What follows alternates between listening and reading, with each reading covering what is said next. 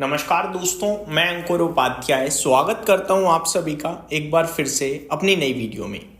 दोस्तों यहाँ पे आप सभी के साथ सबसे पहले FIDIs के डेटा के बारे में डिस्कस करूंगा, फिर निफ्टी कल एक्सपायरी है, कहाँ एक्सपायरी हो सकती है, गिफ्ट निफ्टी से क्या संकेत आ रहे हैं, ग्लोबल मार्केट्स क्या कह रहे हैं, सोना चांदी के दाम एक बार फिर ऊपर की तरफ आते हुए दिख रहे हैं और स्टॉक्स टू वॉच कल के लिए खबरों के दम पर कौन से शेयर्स हैं जो एक्शन में रहेंगे, इसके बारे में आप सभी के साथ डिस्कशन करेंगे। शुरू करते हैं बिना किसी देरी के एक एक करके चीज़ों को कवर करना। सबसे पहले शुरुआत करना चाहूँगा FIDIs के डेटा के साथ। FIDIs की बात करी जाए तो आज का नेगेटिव डेटा आया है दोस्तों, और रीसेंट डेज में जो कुछ हुआ है उसमें सबसे खराब डेटा आया मैं कहूँगा। रीसेंट इन द मीन बीते 4-5 ट्रेडिंग सेशंस की बात कर रहा हूँ केवल।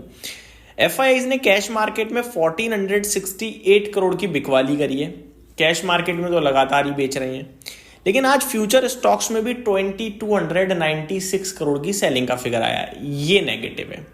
वहीं DIIs ने जितनी खरीदारी वो रेगुलरली करते हैं उतनी नहीं करी है आज, छोटा फिगर है, 1792 करोड़ की बाइंग का फिगर है, तो डेटा थोड़ा वीक लग रहा है आज का।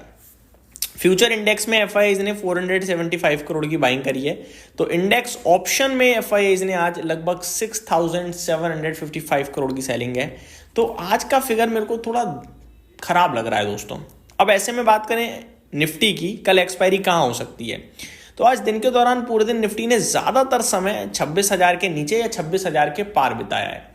दैट मीन्स जब तक 26,100 का लेवल ऊपर में नहीं पार करेगा तब तक बाजार ऊपर जाने के चांसेस कम है, तो नीचे में 25,900 एज अ सपोर्ट भी काम करना चाहिए। इस 200 पॉइंट में बाजार ऊपर नीचे कहीं भी कर सकता है। पॉसिबिलिटीज हैं ज़्यादातर कि 26,000 के पास ही बंद हो जाए, क्योंकि ऊपर और नीचे दोनों की कॉल और पुट राइटिंग अगर करी गई है आज तो फिर वो बाजार बीच में पीट दिया जाएगा।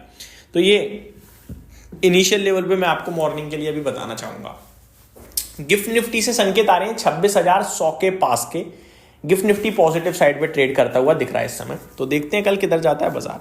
अब चलते हैं थोड़ा ग्लोबल मार्केट्स की तरफ, कैसे दिख रहे हैं अमेरिका के बाजार और यूरोप के मार्केट। हालांकि लेना देना ज़्यादा कुछ नहीं है, बस थोड़ा सा सेंटीमेंट्स को अच्छा या बुरा लग सकता है, और क्या है।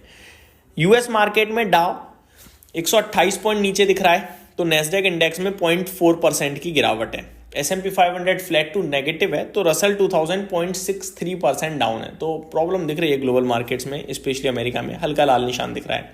यूरोप में बढ़िया तेजी है आज, फिट्सी 1% ऊपर है, डेक्स में 0.2% की तेजी है, कैक 0.7% ऊपर ट्रेड करता हुआ दिख रहा है आपको इस समय, तो यहाँ पे बढ़िया मूव दिख रहा है आपको।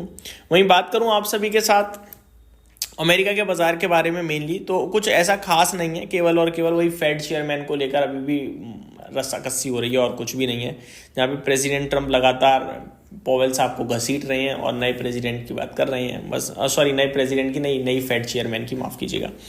अब आ जाते हैं दोस्तों डायरेक्टली स्टॉक स्पेसिफिक। सबसे पहले यहाँ पे मैं आप सभी के साथ बात करना चाहूंगा दोस्तों कैनफिन होम्स के बारे में। कंपनी ने 7 रुपये प्रति शेयर का डिविडेंड अनाउंस करा है, तो इन्वेस्टर्स को कॉन्ग्रेचुलेशन।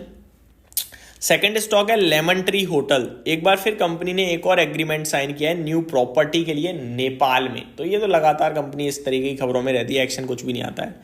अगला स्टॉक है दोस्तों अरविंद स्मार्ट स्पेसेस। कंपनी ने लॉन्च किया है नया प्रोजेक्ट बेंगलुरु में, जिसकी वैल्यू अराउंड 550 करोड़ है, तो बड़ी खबर है।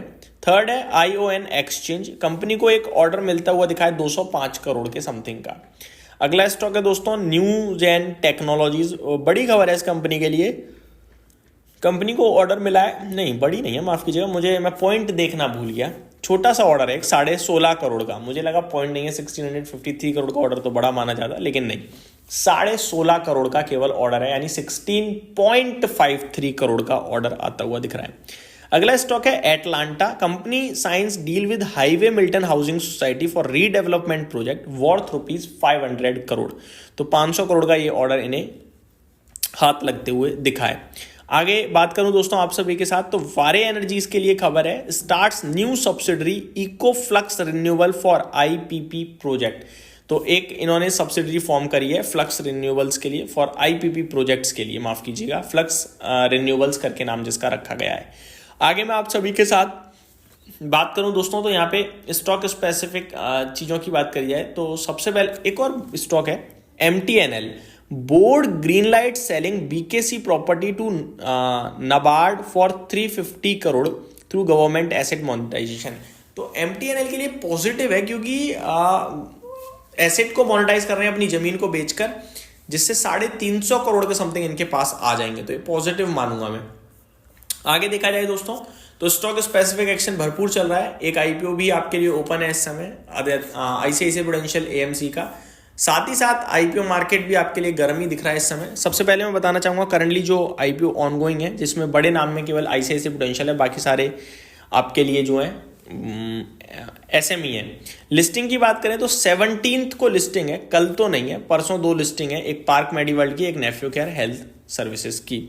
स्टॉक स्पेसिफिक में मेरे को लगता है वो रेगुलर वाले स्टॉक्स भी ध्यान में रखने हैं, transformers and rectifiers, Kaynes technology, IndiGo, ये मुझे लगता है आजकल एक्शन में तो ध्यान में रखने हैं। साथ ही साथ केमिकल स्टॉक्स में आज मूव आ गया था अचानक, तो आरती इंडस्ट्रीज और दीपक नाइट्राइट का शेयर भी रडार पे रखना है। यही समाप्त करते हैं इस वीडियो को, कल मिलते हैं ओपन मार्केट में। Thank you so much for watching this video. Good night guys.